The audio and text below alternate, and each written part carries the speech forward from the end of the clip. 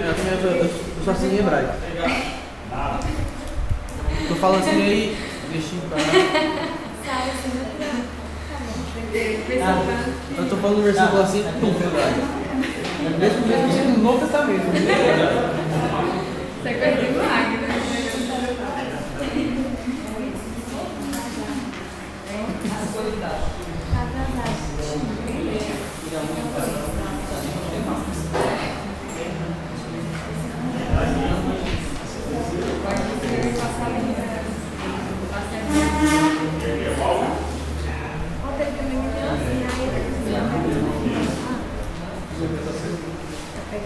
Sério. É sério. Página 38. Lá embaixo.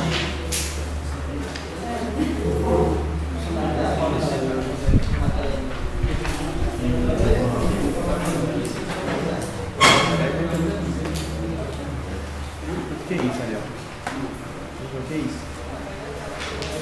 O que pode ser? O que pode ser isso? O que é isso? Você falou o que é isso? Agora o que é isso? Essa é a redação do A senhora vai dizer alguma coisa aí? Só que a minha recomendação lembra da apostila do Wagner e do livro do Tipo de Música que Honra a Deus. Leia hoje rapidinho. Tá quente ainda.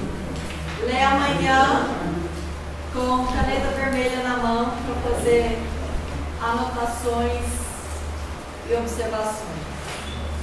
Do Wagner, Patrícia, Ana Paula. Oi? Wagner, Patrícia, Ana Paula.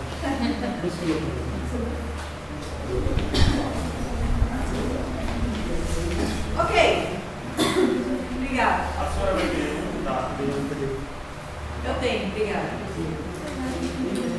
Lá embaixo, então, tem alguns ingredientes do culto, mas tem a falar com esse mesmo negócio. A gente precisa pensar do progresso lógico do nosso culto e não esquecer as coisas que a gente precisa fazer, inclusive louvando, agradecimento, testemunho e tudo mais, tá? Ó, os elementos musicais, página 39. Prelúdio. O que é prelúdio, gente? Algo que vem antes. Antes que vem algo que vem antes. Vem antes do pós-lúdio. Oi? Vem antes do pós-lúdio. Vem antes do pós-lúdio. Qual que é o propósito do prelúdio? Preparar o coração para o culto. Preparar o coração para o culto. O que mais? Vai esperar o pessoal sentar no lugar. Vai esperar o pessoal para sentar. Acho que o prelúdio só faz sentido quando todo mundo já está em espírito de oração. É isso que eu ia perguntar, se a pessoa só vai preparar o coração do prelúdio. Já tem que estar preparado o coração assim. Seria uma forma, talvez, Seria a de forma certa, mas nem sempre isso esquecer lá acontece. fora. Então, Aí Uma você- maneira de esquecer daquilo que está lá fora. O exemplo do pastor é aquilo que ajuda a congregação a entender aquilo que é o significado do prelúdio, né?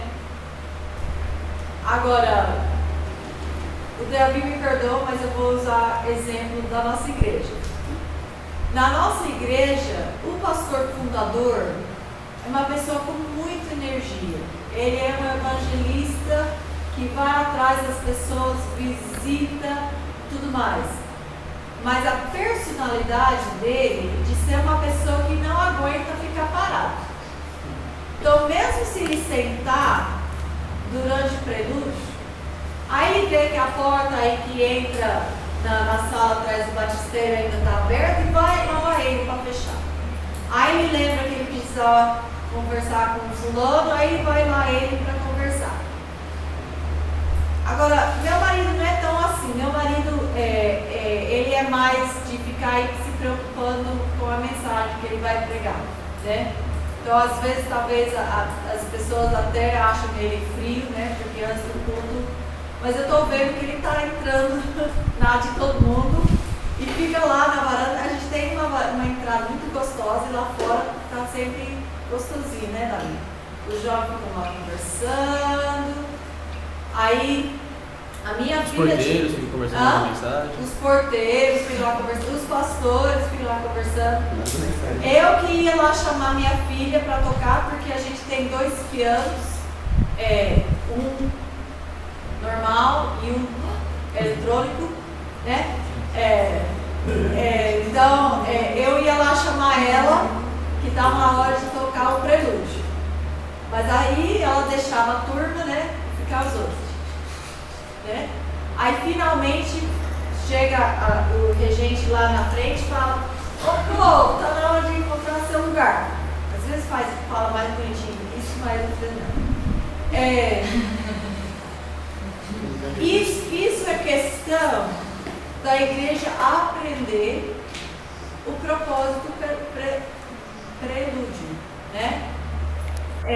E aprender a então saber que é muito bom conversar com os irmãos que você não tem visto desde quarta-feira na culturação ou desde domingo passado, né? É muito bom cumprimentar os visitantes que estão chegando, mas tem alguma hora onde você realmente tem que parar de conversar e ir lá sentar e desligar o celular para ver quanto que está o jogo. Então, depende então da cultura que o pastor colocar como exemplo, como que vai ser isso. Então, para vocês que estão fazendo essa aula, quando vocês ficarem em posição de liderança, aí que é a responsabilidade de vocês a criar aquela cultura na sua igreja.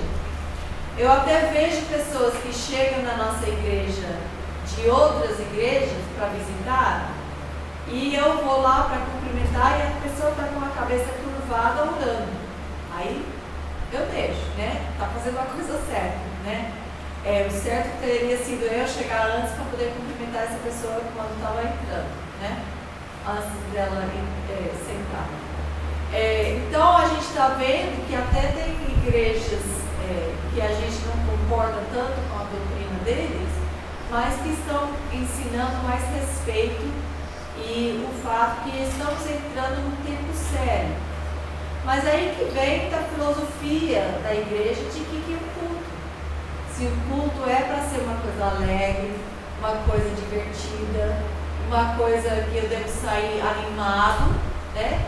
Ou se o culto é uma coisa séria, onde eu vou ouvir do Rei Soberano do Universo. E Ele vai falar para mim o que Ele requer de mim. E isso é uma coisa séria, porque Ele tem o poder de me lançar no inferno. Então, a atitude que a gente criar e educar na alma das pessoas da nossa igreja depende da liderança, né? Se os músicos chegam lá e estão aprendendo um novo hino 5 minutos antes do culto, então obviamente as pessoas não vão respeitar esse tempo como sendo um tempo para eles ficar quietos e encontrar com Deus e pedir para Deus tocar no seu coração esse dia durante o culto, né? Então muito depende de nós, dos músicos, do pastor, dos pastores, das pessoas que estão regendo o culto. Em nossa cultura mais informal, eu não estou dizendo que a gente tem que ser tão formal como em outros países onde as pessoas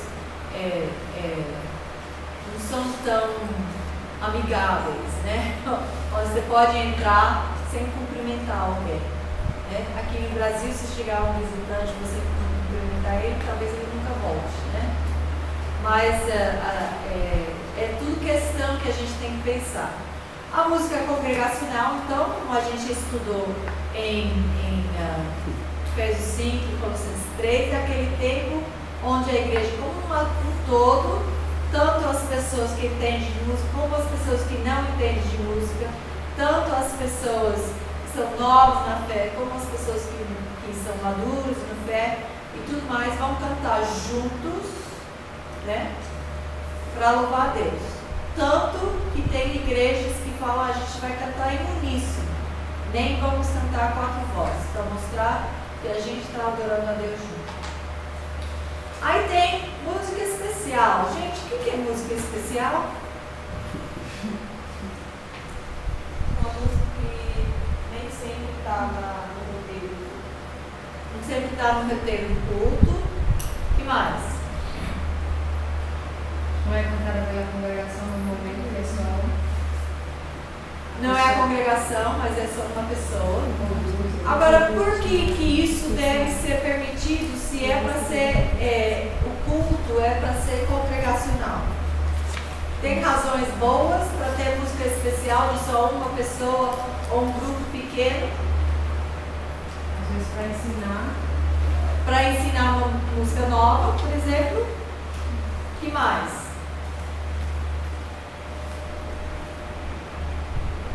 Talvez apesar de não participar cantando o hino, a congregação também pode ser edificada por meio do hino, apesar de não participar cantando. Isso. Pode ser Do mesmo jeito que quando tem uma oração, uma pessoa está orando em voz alta, mas se supõe que a congregação toda está seguindo aquela oração e orando junto.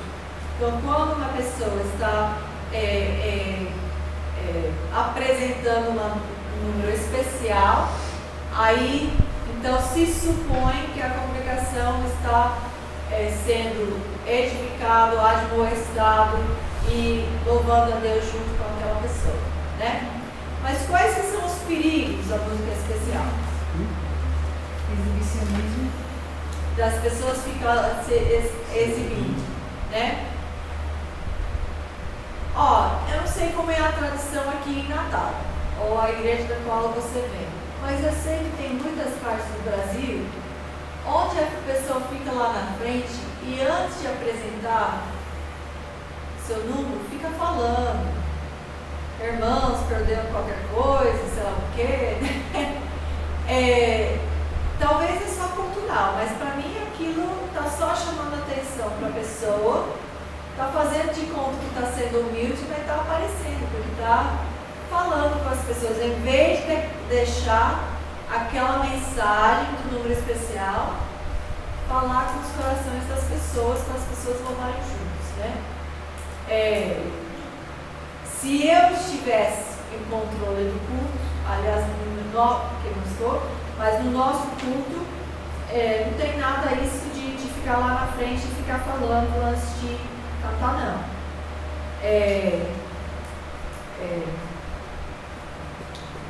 Uma exceção seria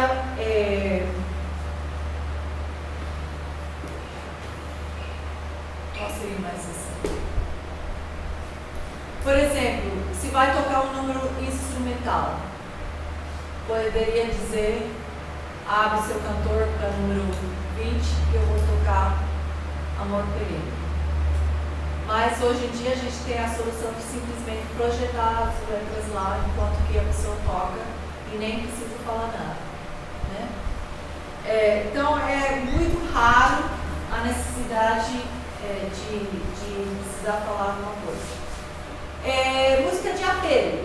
Então a gente falou de Penny, tudo mais, de todos os hinos do John Hamilton. Qual que é, então, o propósito da música de apelo?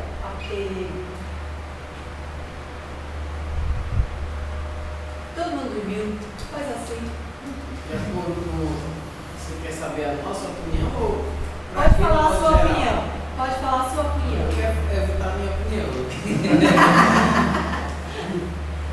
Mas alguns são a favor, outros contra. E os que são contra é porque a música de apelo geralmente é um pouquinho melosa assim.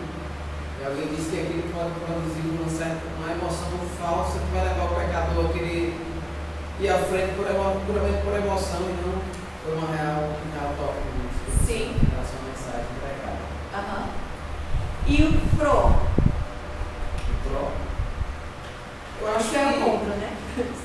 Oi? Esse foi o contra, né? Agora é o pró. O pró.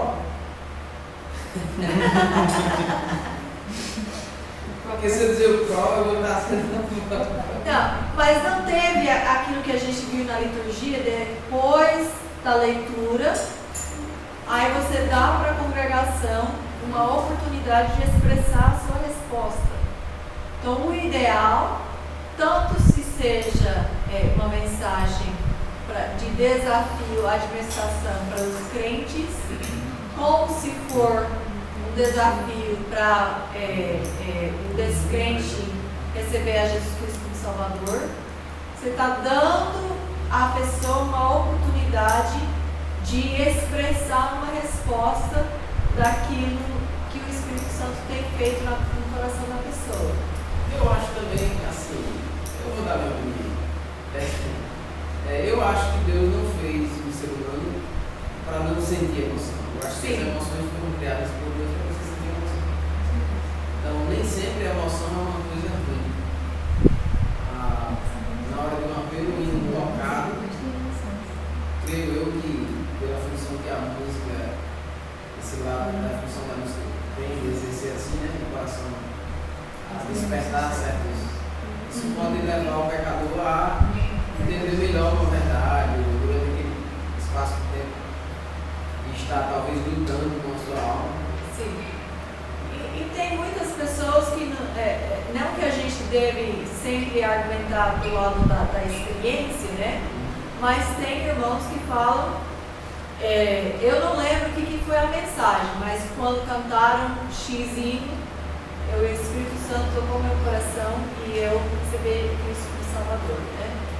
Só que teve uma vez no culto do meu pai, quando eu era criança lá em Santo Domingo, onde no meio das músicas antes da mensagem, a gente cantou um hino, não lembro o que foi, e um senhor lá, visitante, falou: pastor, posso falar alguma coisa? O pastor falou: pode, né? Ele falou: eu quero aceitar Jesus Cristo agora. Aí foi uma bênção, né? Não precisava esperar até depois da mensagem para o apelo, né? Mas foi a música a letra, né? Aí por outro lado tem também aqueles hinos que tem 4, 5 estrofes e no intervalo de cada estrofe o pregador está lá, venha agora, aí eu acho que também... Aí é manipulação. É um apelo, se mata ela. Certo. Ok. Aí tem o pós-lúdio. O que é o pós-lúdio? Aquilo que vem depois do prelúdio, né? Aquilo que vem depois. E qual que seria a razão de ter um pós-lúdio? Meditação, momento de meditação da mensagem. Um momento de meditação. No lado pragmático, né? Dá uma chance para o pastor chegar na porta para pegar aquela pessoa que quer fugir antes para falar com o pastor, né? Mas é isso mesmo, né? Uma oportunidade para deixar as pessoas pensar mais um pouquinho a respeito daquilo que eles têm aprendido. Uma regra que eu vi, eu acho que foi um livro sobre esposos de pastores ou para mulheres na igreja, que dizia: durante o pós-lúdio e nos primeiros 3, 4 minutos depois, você não deve conversar com ninguém que não seja algum visitante, alguém que faz tempo que não vem, né? Aí, nos próximos